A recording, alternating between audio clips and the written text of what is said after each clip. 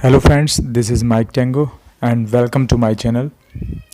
Friends, आज हम discuss करेंगे एमए इंग्लिश का एक नया सब्जेक्ट जो है लिटरेरी क्रिटिसिज्म एंड थ्योरी। और इस सब्जेक्ट में जो इम्पोर्टेंट टॉपिक है वो है feminism.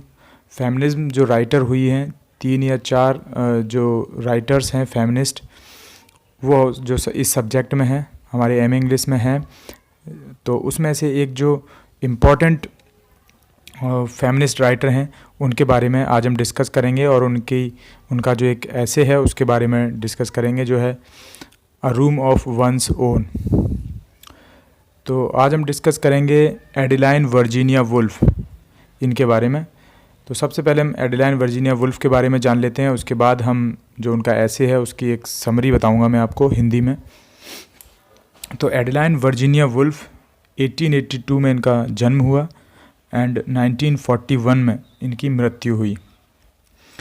And she was a British writer, novelist, essayist, publisher and critic, and was born into an affluent household in south Kensington, London.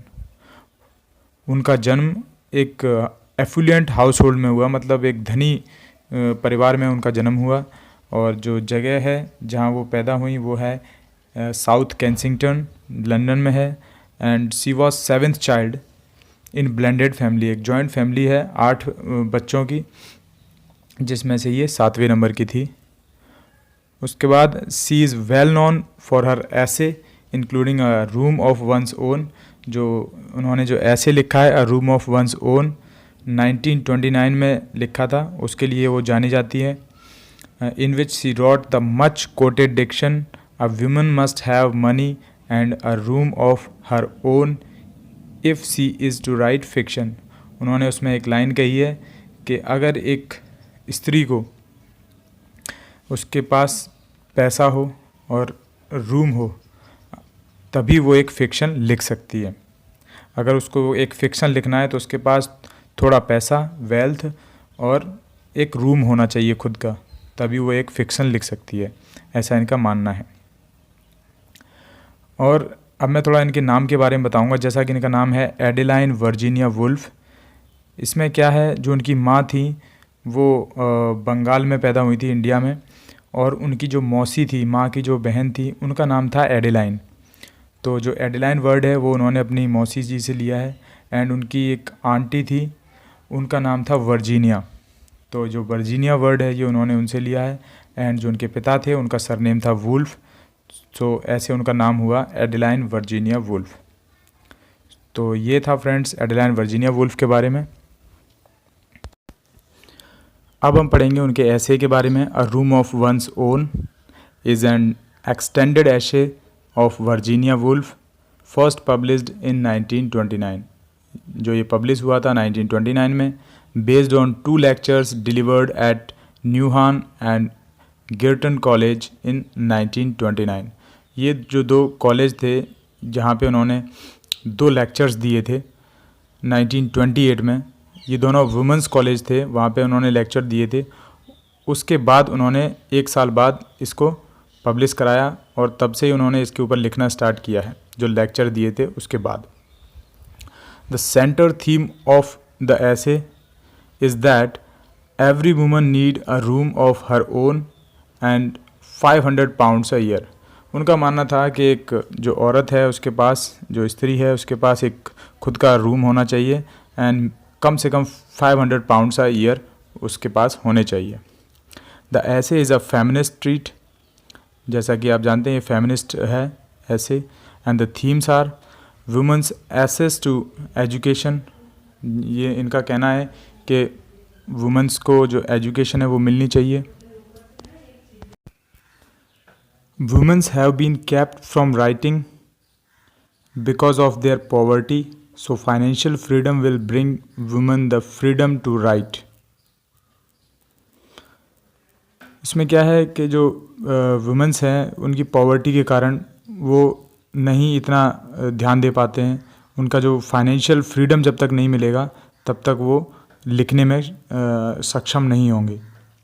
जो financial freedom will bring woman to freedom to write, जो लिखने के लिए उनको जो स्वतंत्रता मिलेगी वो तभी मिलेगी जब वो फाइनेंशियली फ्रीडम उनको मिलेगा, वो गरीबी से बाहर आएंगे। The importance of women education and their position in society, तो जो वुमेंस को जो अगर एजुकेट होंगी ज़्यादा से ज़्यादा तो उनको जो सोसाइटी है उसमें एक पोजीशन मिलेगी, लोग उनको अच्छी नज़र से देखेंगे और समझेंगे कि हाँ पढ़ी लिखी हैं। तो ये सब है, ये एक इम्पॉर्टेंट पहलू है। अब हम आते हैं इसकी स्टोरी पर कि क्या स्टोरी है इसकी मैं समरी बताता हूँ। अ रूम ऑफ वंस ओन में क्या स्टोरी है। इसमें क्या है, एक कैरेक्टर है जूडिथ। तो जो जूडिथ है वो शेक्सपियर की सिस्टर कहा गया है उनको। To illustrate that a woman with Shakespeare's gift would have been denied the same opportunity to develop them because of the doors that were closed for women. इसमें कहा गया है जो शेक्सपियर हैं उनकी बहन है, सेम कैपेबिलिटीज़ हैं उनके अंदर, सेम अपॉर्चुनिटीज़ उनको भी मिलनी चाहिए जैसी शेक्सपियर को मिली है, बट वैसा होता नहीं है। जैसे कि जो बॉय होता है वो स्कूल जाएगा पढ़ाई करेगा, बट जो गर्ल है उसको उस टाइम पे स्कूल नहीं भेजते थे। तो जो ये सब असमानताएं थी उस टाइम पे, उसके बारे में बताया गया। जो जूडिथ है उसको स्कूल नहीं जाने दिया जाता था। जो शेक्सपियर की बहन है, शेक्सपियर स्कूल गए और अपना उन्होंने नाम कमाया इतना, जबकि सारी कैपेबिलिटीज़ जूडिथ जो है उसके अंदर भी थी। Judith is trapped in house while her brother went to school. जब वो उसका जो भाई है वो स्कूल जाता था उस टाइम पे जूडिथ को घर के अंदर बांध के रखा जाता था एक तरीके से। सी किल हर सेल्फ, हर जीनियस गोज़ अनएक्सप्रेस्ड। उन्होंने फिर क्या किया, उस लड़की ने खुद को मार लिया, सुसाइड कर ली। और जो उसके अंदर जो जीनियस थी, वो एक जो माइंड था उसका, डेवलप माइंड था, वो अनएक्सप्रेस्ड रह गया। उसने अपने आप को एक्सप्रेस ही नहीं कर पाया। And while Shakespeare lives on and establish his legacy. जबकि जो शेक्सपियर हैं वो बड़े अच्छे से उन्होंने अपना जीवन व्यतीत किया और नाम कमाया, और साथ में लीगेसी प्राप्त की, मतलब जो पैतृक संपत्ति है उनकी वो उनको मिली। And she was pregnant of a actor's child. जब वो जूडिथ ने खुद को मार लिया, जो सुसाइड कर ली, तब वो प्रेग्नेंट थी, और उनके जो हस्बैंड थे वो एक्टर थे, उसकी वो बच्चे की माँ बनने वाली थी। Woolf examines women's writers career, here are the names. जो वोल्फ हैं, वर्जीनिया वुल्फ, उन्होंने जो वुमेन्स राइटर हैं उनके कैरियर को एग्ज़ामिन किया। जो राइटर्स थी, ये अप्रॉक्स 6 राइटर हैं, उनके कैरियर्स को एग्ज़ामिन किया है।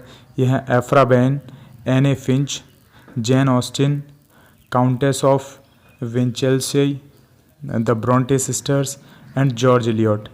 ये हैं इनका जो करियर था, इसको उन्होंने बहुत अच्छे से एग्ज़ामिन किया है। And she talks about 4 Marys, 4 Mary हैं, उसके बारे में भी उन्होंने इस ऐसे में लिखा है। Mary Beton, Mary Seton, Mary Carmichael and Mary Hamilton. ये 4 मैरी हैं, इनके बारे में भी बताया है। इनके बारे में क्या बताया कि ये जो 4 मैरीज थी, इन्होंने भी खुद को मार लिया था, खुद को किल कर लिया था, जैसे कि जूडिथ ने किया है। तो ये समरी थी a room of one's own की। So thank you friends, thank you very much to listen this. And अगर आपको ये अच्छा लगा हो, मेरी समरी अच्छी लगी हो, तो प्लीज़ लाइक करें एंड सब्सक्राइब करें, एंड प्लीज़ बेल आइकन पर ज़रूर क्लिक करें। मैं अगला नेक्स्ट वीडियो फिर लाऊंगा तो आपको बहुत ही आसानी से उसका नोटिफिकेशन मिलेगा। Thank you very much.